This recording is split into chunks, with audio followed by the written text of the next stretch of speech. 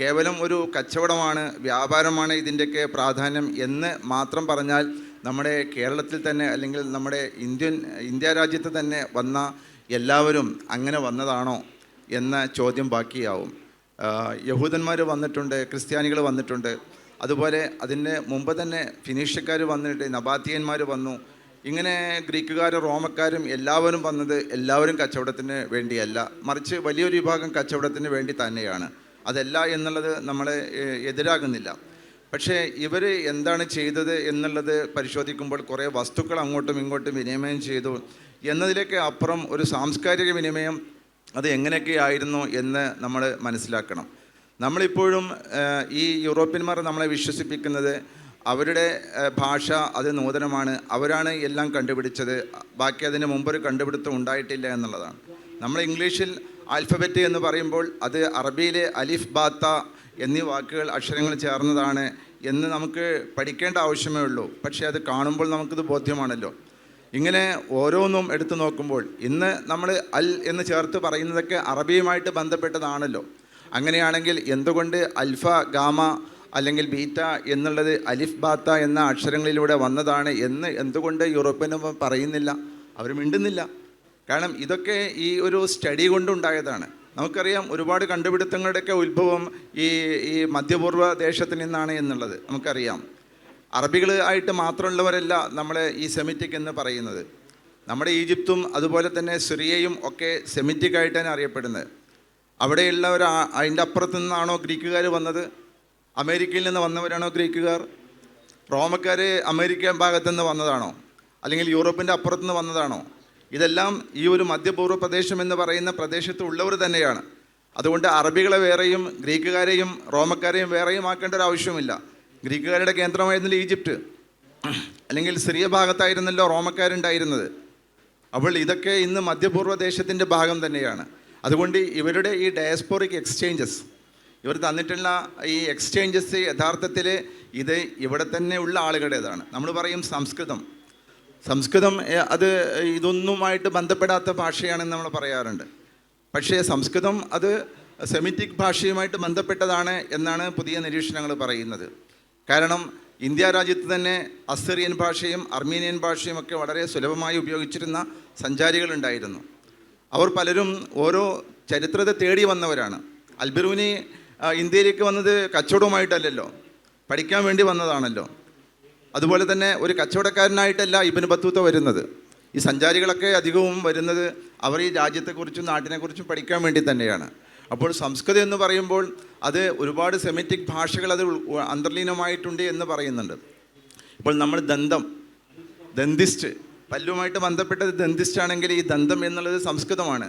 അഗ്നിക്ക് തീയെന്നർത്ഥമുണ്ടെങ്കിൽ അത് ലാറ്റിൻ ഭാഷയിലും അതുപോലെ ഗ്രീക്ക് ഭാഷയിലും ഒക്കെ അഗ്നിയുണ്ട്. അതേക്കുറിച്ച് ചർച്ച നടത്തിയതിന് ശേഷം നമ്മുടെ പെഗ്ഗി മോഹനെ പോലുള്ള ആളുകൾ ഇത് എങ്ങനെയാണ് ഇതൊരു മിശ്രിതമായിട്ട് വന്നോ എന്ന് അവർ പറയുന്നുണ്ട്. അപ്പോൾ ഈ ഒരു മേഖലയിൽ വലിയ പഠനങ്ങൾ ആവശ്യമാണ് എന്നാണ് തോന്നുന്നത്. നമ്മളിവിടെ മലയാളം എന്ന് പറയുമ്പോൾ ഈ മലയാളത്തിന് വലിയ പഴക്കമൊന്നുമില്ല, മലബാറിന് പഴക്കമുണ്ട്. പക്ഷേ ഈ മലയാളം അല്ലെങ്കിൽ മലയാണ്മ എന്ന ഭാഷയ്ക്ക് ഒരു 15-16 നൂറ്റാണ്ടുകളേ ഉള്ളൂ. അപ്പോൾ നമ്മൾ പറയാറുണ്ട് വട്ടെഴുത്തും കോലെഴുത്തും മലയാളത്തിൽ തുടങ്ങി എന്ന്. പക്ഷേ നമ്മുടെ വട്ടെഴുത്ത് എന്ന് പറയുന്നത് ഇന്നത്തെ നമ്മുടെ മലയാള ലിപി തന്നെ ഉണ്ടാകുന്നത് തുളു ലിപിയിൽ നിന്ന് ആവിർഭവിച്ചതാണ്. അപ്പോൾ ഈ ഒരു ലിപികളുടെ ഒരു സഞ്ചാരം നമ്മൾ നോക്കുമ്പോൾ തീർച്ചയായിട്ടും അത് ഇങ്ങനെ മധ്യപൂർവ്വ ദേശത്തേക്ക് നീണ്ടു കിടക്കുന്നത് കാണാം. നമ്മൾ സാധാരണ നബാത്തി എന്ന് പറയുന്ന ഒരു വിഭാഗം ദക്ഷിണ അറേബ്യൻ വിഭാഗമാണ്. അവർ വലിയ സ്വാധീനം നമ്മുടെ ഈ സൗത്ത് ഇന്ത്യയിൽ നടത്തിയിട്ടുണ്ട്. നമ്മൾ ഇന്ന് പറയുന്ന തമിഴ് ഭാഷയിലും തെലുങ്ക് ഭാഷയിലും വലിയ സ്വാധീനം ഈ ഭാഷയ്ക്ക് ഉണ്ടായിട്ടുണ്ട് എന്നാണ് ഇന്നത്തെ ഈ ചരിത്ര ലിംഗ്വിസ്റ്റിക്സ് ഹിസ്റ്റോറിയൻസൊക്കെ പറയുന്നത്. ആന്ത്രോപോളജിക്കൽ സ്റ്റഡീസിൽ ഇഷ്ടംപോലെ ഈ ഭാഷയെക്കുറിച്ച് പഠിക്കുന്നുണ്ട്. അപ്പോൾ ഈ രീതിയിലുള്ള ഒരു ഡയസ്പോറിക് ഒരു മൂവ്മെൻറ്റ് യഥാർത്ഥത്തിൽ ഈ ഒരു എല്ലാ ഭാഷകളെയും ചൂഴ്ന്നു നിൽക്കുന്ന ഒരു മധ്യപൂർവ്വ മണം, ഒരു സ്മെൽ യഥാർത്ഥത്തിൽ ഈ ഭാഷകൾക്കൊക്കെ ഉണ്ട് എന്നാണ് മനസ്സിലാക്കുന്നത്. അതുകൊണ്ട് ഭാഷയെ ഇപ്പോൾ അടുത്ത കാലത്തുണ്ടായില്ലേ, ഹിന്ദിയിൽ നിന്ന് പേർഷ്യൻ ഭാഷ മാറ്റണം, അല്ലെങ്കിൽ അതിൽ നിന്ന് മറ്റ് ഭാഷകളൊക്കെ മാറ്റി ഹിന്ദിയെ ശുദ്ധീകരിക്കണം എന്ന് പറഞ്ഞിട്ടൊരു മൂവ്മെൻറ്റ് വരെ നടക്കുകയുണ്ടായല്ലോ. അപ്പോൾ നമ്മുടെ ഇർഫാൻ ഹബീബ് ചോദിച്ചല്ലോ, അങ്ങനെയാണെങ്കിൽ ആദ്യം അമിത്ഷാ എന്ന പേര് മാറ്റണ്ടേ? അത് രണ്ടും പേർഷ്യനാണ്, ആ രണ്ട് വാക്കുകളും. അപ്പോൾ അത് മാറ്റണ്ടേ എന്ന് ചോദിച്ചതുപോലെ എങ്ങനെയാണ് ഈ ഭാഷകളിൽ നിന്നൊക്കെ സെമിറ്റിക് ഭാഷകളെ ഇല്ലാതാക്കുക? സെമിറ്റിക് ഭാഷകളെ ഇല്ലാതാക്കുക എന്ന് പറഞ്ഞാൽ ഒരു അറബിയോ അല്ലെങ്കിൽ ഒരു പേർഷ്യനോ അല്ലെങ്കിൽ ഇങ്ങനെയുള്ള ഭാഷ മാത്രം അല്ല, മറിച്ച് അന്നുള്ള എല്ലാ ഭാഷയും ഗ്രീക്ക് സെമിറ്റിക് തന്നെയാണ്. അത് നമ്മുടെ യൂറോപ്യൻ സ്റ്റഡീസിൽ അത് ഈ 3 ഭാഷയിൽ ഹീബ്രു അല്ലെങ്കിൽ അത് അറബിക്ക് ഇങ്ങനെയുള്ള 3 ഭാഷയായിട്ട് ചുരുക്കിയിരിക്കുകയാണ്. പക്ഷെ അങ്ങനെയല്ല, അസിറിയനുണ്ട്, അർമീനിയനുണ്ട്. അതുപോലെ തന്നെ അസിറിയ എന്ന് പറയുന്നത് ഈ ഇന്ത്യയുടെ ഭാഷകൾ മൊത്തം സ്വാധീനിച്ചതാണ്. കാരണം നമുക്ക് ഈ ഊർ പ്രദേശവുമായിട്ട് അടുത്ത ബന്ധമാണ്. പറയാറുണ്ടല്ലോ, ഇബ്രാഹിം നബിയുടെ ആളുകൾ ഇന്ത്യയിൽ നിന്ന് കുടിയേറി പാർത്തവരാണ് എന്ന് പറയാറുണ്ടല്ലോ. കാരണം ഈ ബ്രഹം എന്ന് പറയുന്നത് ബ്രാഹ്മണനുമായിട്ട് ബന്ധപ്പെട്ടതാണ്, അവർ പൂജയുടെ ആളുകളാണ്. അങ്ങനെ അവരിൽ നിന്നൊരു വിഭാഗം പണ്ടെങ്ങോ ഊർ പ്രദേശത്തും ബാബിലോണിലേക്കും മാറിയതിൻ്റെ അവരുടെ പിന്തലമുറക്കാരാണ് ഇബ്രാഹിം നബി എന്നൊക്കെയുള്ള അസംഷൻസ് ഉണ്ടല്ലോ. അപ്പോൾ ഈ അസംഷൻസൊക്കെ കൂട്ടിച്ചേർന്ന് വായിക്കുമ്പോൾ യഥാർത്ഥത്തിൽ ബാബിലോണിയൻ സംസ്കാരം നന്നായിട്ട് നമ്മുടെ മോഹൻജാദാരോയിലും പിന്നീട് ആര്യന്മാർ വന്നതും. ഈ ആര്യന്മാർ എങ്ങനെയാണ് വന്നത്? ആര്യന്മാർ ജർമ്മനിയിൽ നിന്ന് അവിടെ നിന്നൊക്കെ വന്ന് അതിലൂടെ വന്ന് പിന്നെ പന്തേഷിയിലൂടെ വന്ന് ഇന്ത്യയിലേക്ക് വന്നതാണ്. അപ്പോൾ ഈ ആര്യന്മാരുടെ ഭാഷയാണല്ലോ സംസ്കൃതം. അവർ സംസാരിക്കുന്ന ഭാഷയല്ല, അവരുടെ വേദഭാഷയാണ് സംസാരിക്കുന്നത്. അവർ ഇങ്ങനെയുള്ള പ്രാകൃത ഭാഷ തന്നെയായിരുന്നു. അപ്പോൾ ഇങ്ങനെ ഈ ഭാഷ ഇങ്ങനെ യൂറോപ്യൻ ഭാഗങ്ങളിൽ നിന്ന് നമ്മുടെ ഇന്തോളജിസ്റ്റുകൾ അതിനെക്കുറിച്ച് പഠിക്കുന്നുണ്ട്. ഇങ്ങനെ ഇങ്ങോട്ട് എത്തിയപ്പോഴേക്കും അതിലെല്ലാം കൂടി ചേർന്നിട്ടുണ്ട്.